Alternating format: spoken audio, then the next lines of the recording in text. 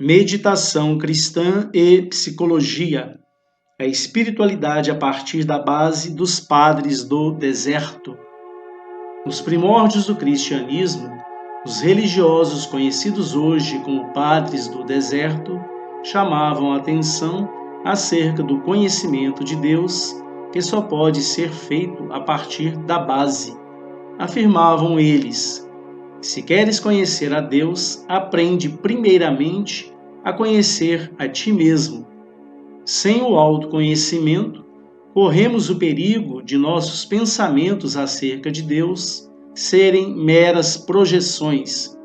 Neste sentido, o caminho espiritual começa nas paixões da alma. De forma meditativa, são as paixões da alma que devem ser primeiramente observadas e é com elas que se deve lutar. É somente então que se compreende algo acerca de Deus.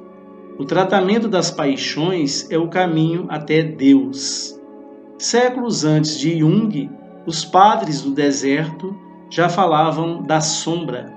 Com efeito, o penoso caminho do autoconhecimento deve ser trilhado.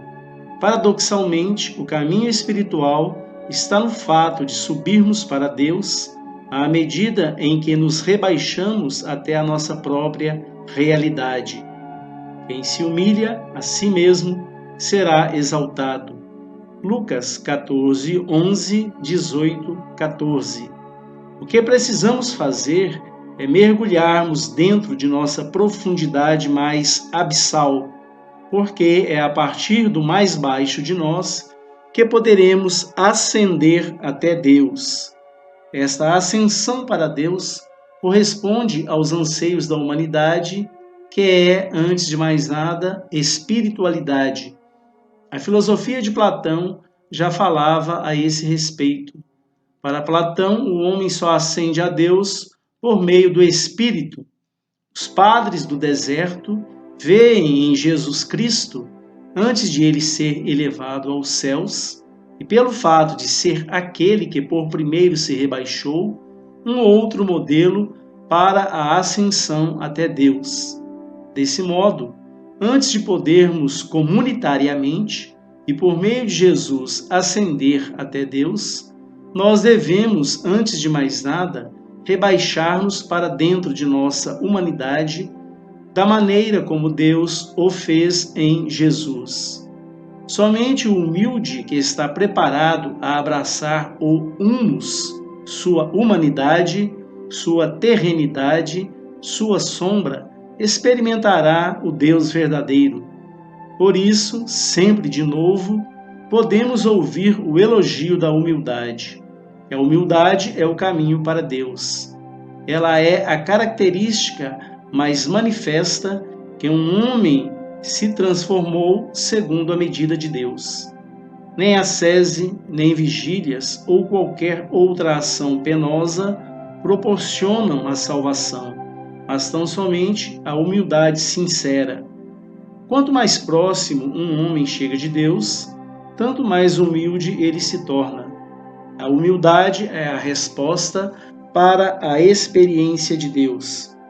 A espiritualidade a partir da base mostra-nos que chegamos a Deus através de uma rigorosa auto-observação e por um sincero autoconhecimento. Não podemos os conhecer impondo-nos ideias inatingíveis. Queremos alcançar altos ideais para darmos a impressão de estar bem diante dos outros. Segundo a espiritualidade a partir da base, acredita-se mesmo ser possível que eu descubra tanto a vontade de Deus, quanto o caminho que devo seguir a partir de mim mesmo. Mas isto unicamente se eu tiver a coragem de enfrentar meu próprio ego com todas as suas mazelas, paixões, instintos, necessidades e desejos. Para esta espiritualidade, o caminho para Deus passa por minhas fraquezas.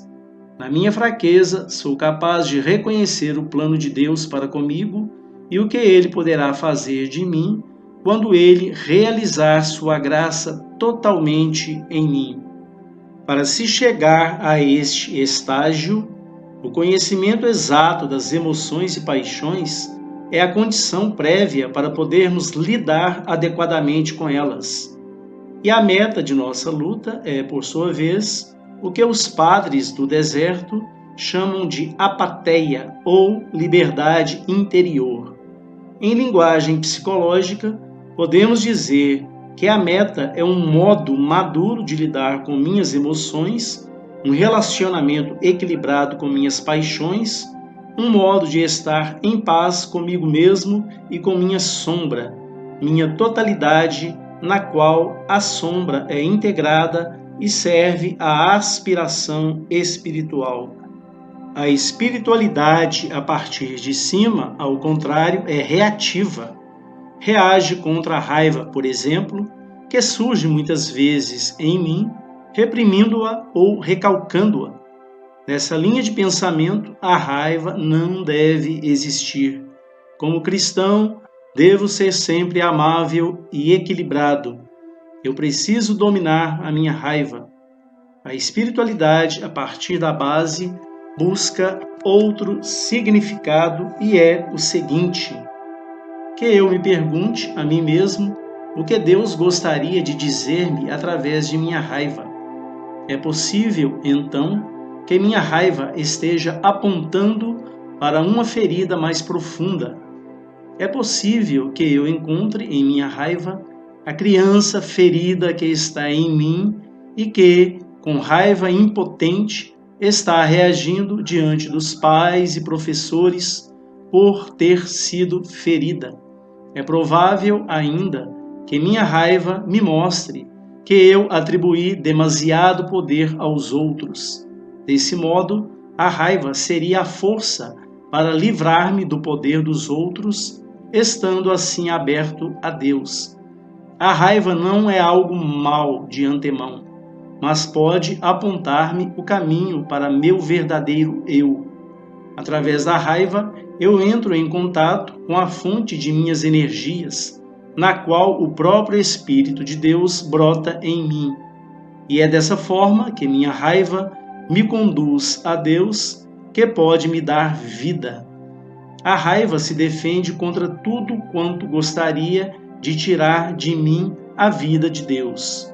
Onde está o maior de meus problemas, ali está também a maior de todas as chances. Ali está também meu tesouro.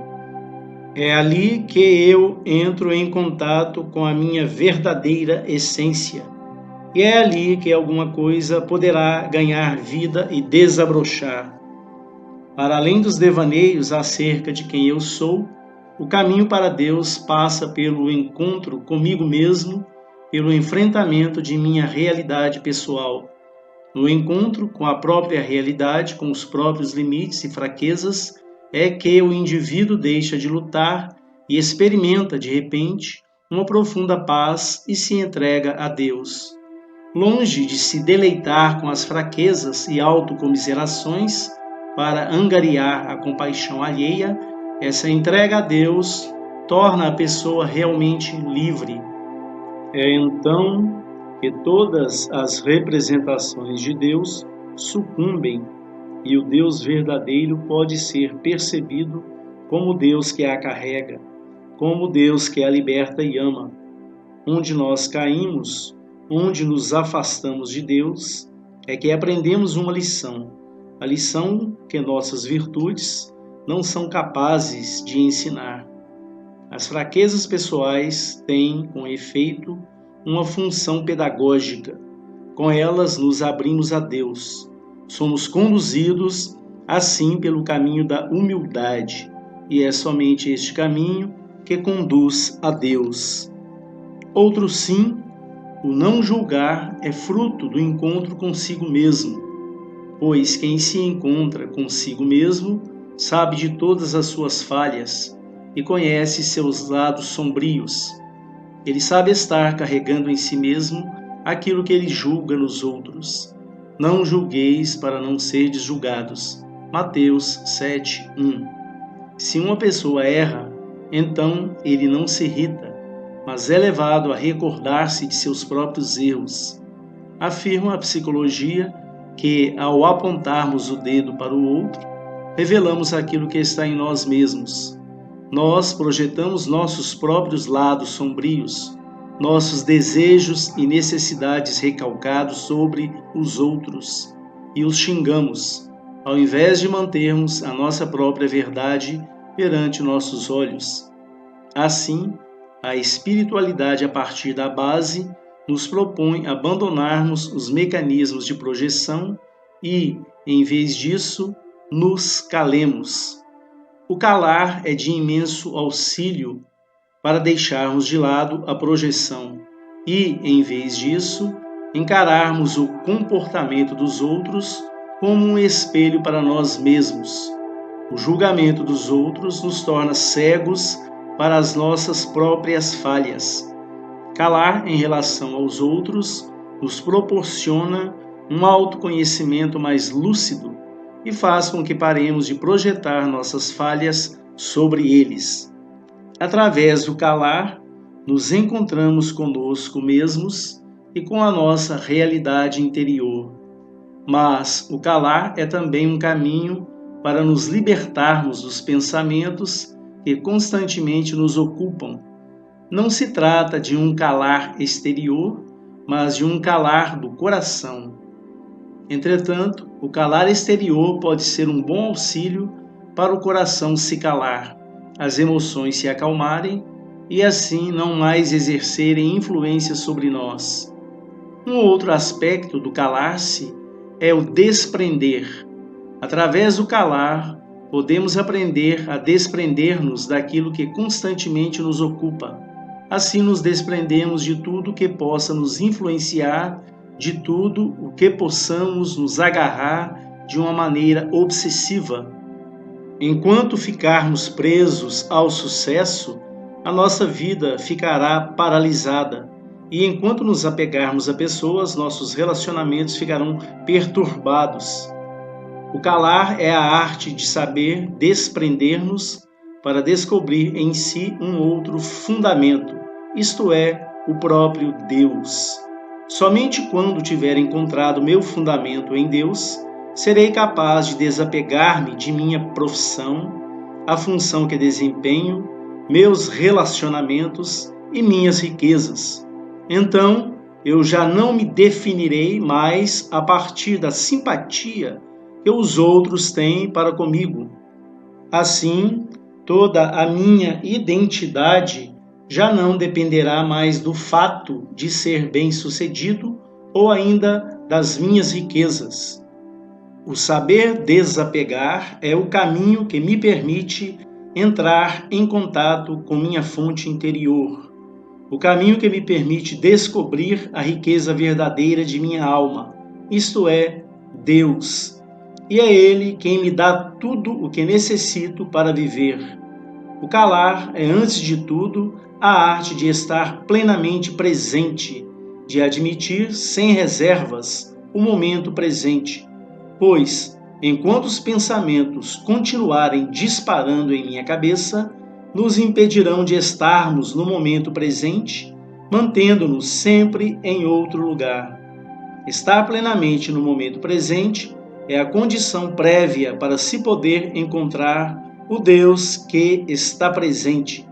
Todavia, a meta do calar é unir-se a Deus, é estar de tal modo abertos para Ele que Ele possa preencher nossos pensamentos e sentimentos, que possamos experimentá-lo no fundo de nosso coração, que possamos presenciá-lo como fonte de nossa interioridade, como fonte que, por ser divina, jamais se esgota. Trecho para reflexão.